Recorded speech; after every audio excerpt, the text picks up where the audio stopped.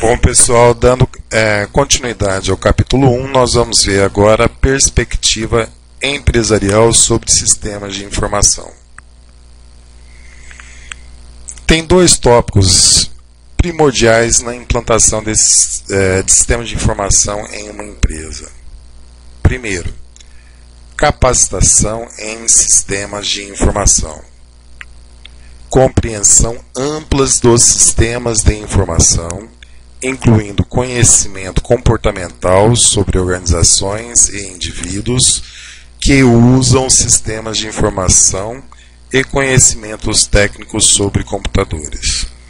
Nós vamos ver ao longo desse capítulo e de outros capítulos que a questão comportamental é fundamental para a implantação de uma nova tecnologia. Em outras palavras, se o clima organizacional não quiser, nenhuma tecnologia vai dar certo na empresa. A outra captação é em computadores ou em tecnologia. Conhecimento sobre a tecnologia da informação, com foco na compreensão de como funcionam as tecnologias baseadas em computador. Aqui, de um lado, tem, então, a tecnologia, capacitação em tecnologia, ou seja, tem que efetivamente conhecer como funcionam as tecnologias que podem auxiliar, suportar a melhoria dos processos de negócio da empresa. E do outro lado, nós temos que saber preparar as pessoas, o comportamento das pessoas, para que as tecnologias funcionem. Então, esses dois tópicos são capacitações que os administradores devem ter na hora de implantar a tecnologia. Organização, pessoas, comportamento e também conhecimento em tecnologia. O Loudon, ele apresenta 4 macroprocessos ou funções empresariais: vendas e marketing, fabricação e produção, finanças e contabilidade e recursos humanos. Então, a partir desses 4 macro ou principais funções empresariais, derivam todas as outras rotinas de trabalho dentro da empresa.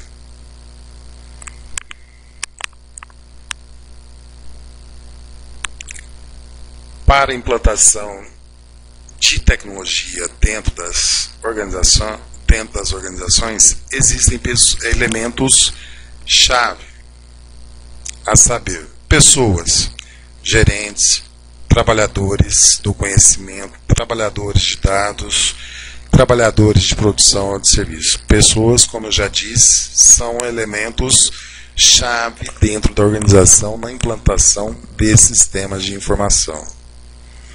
A estrutura, ainda referente à organização, o organograma, como a empresa está estruturada. Quais são os grupos de especialistas? Quais são os produtos, a sua geografia? Então, é importante que se tenha o desenho dessa estrutura da empresa para que seja possível um diagnóstico de implantação de uma nova tecnologia. Procedimentos operacionais padrão, POP, são regras para a ação. Isso nada mais é do que rotinas de trabalho. Por exemplo, rotina para se dar limite de crédito a um determinado cliente. Como isto é feito? Essa descrição é fundamental para uma empresa. Então, são ditos procedimentos operacionais padrão. Assim como esse exemplo, tem vários outros que a gente pode elencar dentro de uma organização. Política, poder para persuadir, para conseguir que as coisas sejam feitas. Os administradores têm por competência estabelecer o planejamento estratégico, ou seja, para onde a empresa deve ir. Isso é influenciado por vários fatores, tanto do ambiente externo como do ambiente interno. Uma vez que se estabeleça o plano estratégico, como é que faz a auto-administração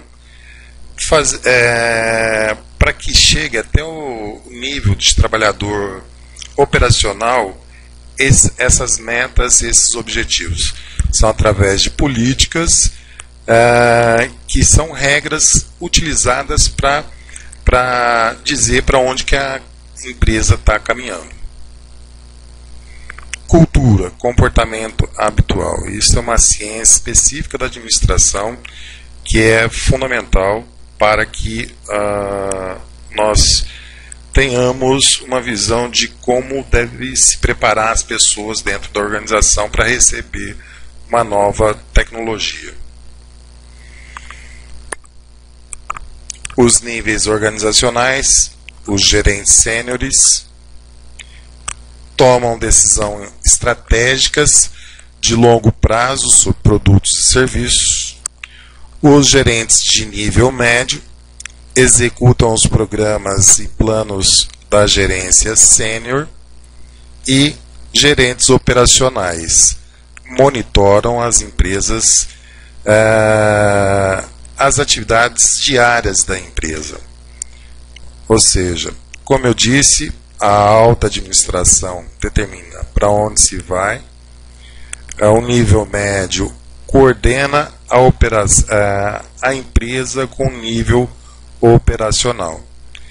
A tomada de decisão, a gente já viu em aulas anteriores, tem que ser baseada em informações, as quais são provenientes das ações diárias da empresa. Todo dia são cadastrados dados da empresa. Esses dados são gerados, processados para os níveis superiores. Aqui uma figura que representa como deve ser o processo de escolha de uma nova tecnologia dentro de uma organização, ou seja, um projeto de implantação da tecnologia. Nós temos duas correntes aqui, uma tecnológica e outra a organização. Então, para cada alternativa tecnológica, visualiza-se um determinado tipo de organização da empresa. Então, são levantadas diferentes alternativas, cada uma com a sua tecnologia e organização correspondentes, até que se encontre o melhor modelo para a implantação final, tanto da tecnologia como da organização. Então, nós vemos aqui a interdependência entre organização e sistemas de informação. O pessoal da alta administração determina aonde a empresa quer chegar. Após essa definição, existe a definição de regras, políticas, processos. Esses processos são suportados por softwares, por sistemas de informação. Esses sistemas de informação, logicamente, têm equipamentos, bancos de dados, telecomunicações. Então, essa figura mostra, de uma maneira genérica, a interdependência entre organização e sistema de informação, que isso aumenta a eficiência da empresa, ou seja, uma tecnologia só é viável quando a organização está adequada e vice-versa.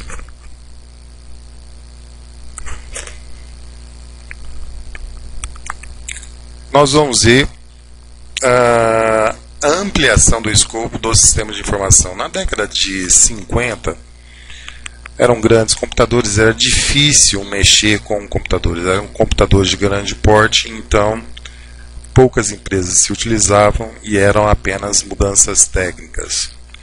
Entre as décadas de 60 e 70, ainda eram computadores de grande porte e começaram a surgir os primeiros sistemas para controle gerenciais, tendo como início a folha de pagamento, que é um processo complexo, a geração da folha de pagamento. Já nas décadas de 80 e 90, com o advento do microcomputador, os sistemas de informação teve uma ampliação ainda maior dentro das empresas, atingindo atividades institucionais fundamentais. Ou seja, uma importância crescente dentro das organizações, como a gente pode ver nesse gráfico aqui.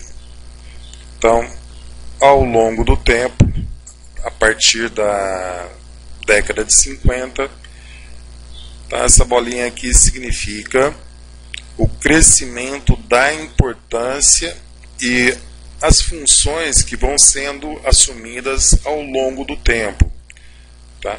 E hoje nós podemos perceber que o sistema de informação está extrapolando as fronteiras de uma empresa, conectando fornecedores e clientes. Bom, aqui então está o achatamento das organizações pelos sistemas de informação. O que aconteceu, né, com a implantação de processos, com a reorganização de processos, com a reengenharia de processos, foi identificada a possibilidade de distinguir níveis intermediários de gestão. Então, muitas pessoas que trabalhavam nesse nível organizacional perderam seu emprego. Então, com isso, a empresa se tornou mais achatada, com menor níveis hierárquicos e com menos pessoas. E com isso, tendo menos pessoas, significa menos recursos para a folha de pagamento. Então, a empresa ficou menos onerosa. Aqui nós temos um exemplo de fluxo de trabalho replanejado para a subscrição de seguros, que inclusive eu tomo a liberdade de falar que está atrasado, que isso já está antiga essa figura aqui, né? Aqui é um sistema tradicional, antigo, em papel para avaliação de propostas de seguros. Então observe quantas etapas burocráticas e quantos profissionais, resultando, né, em um tempo que a gente considera hoje absurdo, 33 dias para ter a resposta de um seguro, por exemplo, de um carro. Aqui no modelo do livro nós temos um outro já reorganizado usando o sistema, com 3 etapas burocráticas, 4 profissionais, 5 dias. Mas a gente poderia incluir aqui uma nova faixa indicando que esse processo hoje é feito em um dia com 2 profissionais. Um para fazer a vistoria do carro, por exemplo, e o outro para fazer toda a parte documental e aprovação da apólice de seguros. Mas isso sai em talvez menos de um dia. Então vocês veem com a internet. Então, a internet, como sempre, é um grande facilitador para redução de tempo e custo.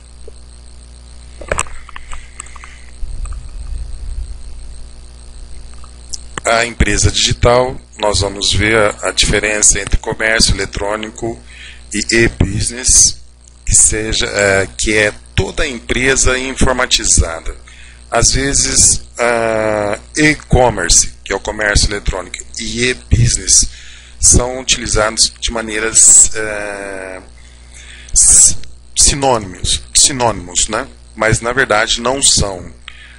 O e-business significa que a empresa tem um ERP, tem um sistema integrado de gestão dentro dela, ou seja, teus processos estão informatizados. E o e-commerce é realizar transações comerciais eletronicamente. E aqui o mercado eletrônico, o sistema de informações, coloca compradores e vendedores em contato para trocar informações, produtos, serviços e pagamentos. Exemplo disso, 2 minutinhos para vocês pensarem. Por exemplo, Mercado Livre, Web Motors, né? Esse modelo de negócio só surgiu depois da internet. Aqui nós vemos um ciclo, né? Como deve ser a sequência de digitalização da empresa, né? A empresa não pode pensar em comércio eletrônico sem estar totalmente integrada internamente através desses sistemas de informação, tá? A partir do momento que ela tem um ERP interno funcionando, vai para o comércio eletrônico, ou seja, vai realizar transações comerciais com os clientes e possibilitar uma série de funções online. Marketing, vendas, permite a venda de produtos sob encomenda, atendimento ao cliente, automação da força de vendas utilizando a internet. Na sequência, a integração com fornecedores, que é pesquisa de fornecedores, gerenciamento da cadeia de suprimentos. A partir da estabilização da empresa com clientes e fornecedores, é possível se consolidar através de contratos com parceiros de negócio, e aí existe uma integração maior digital, né? Integração digital maior entre empresas, com projetos conjuntos de terceirização. Uma empresa consegue enxergar o sistema da outra. E por fim, escritórios e grupos de trabalho remotos. Isso a internet possibilita que diferentes profissionais de diferentes empresas possam colaborar utilizando a internet.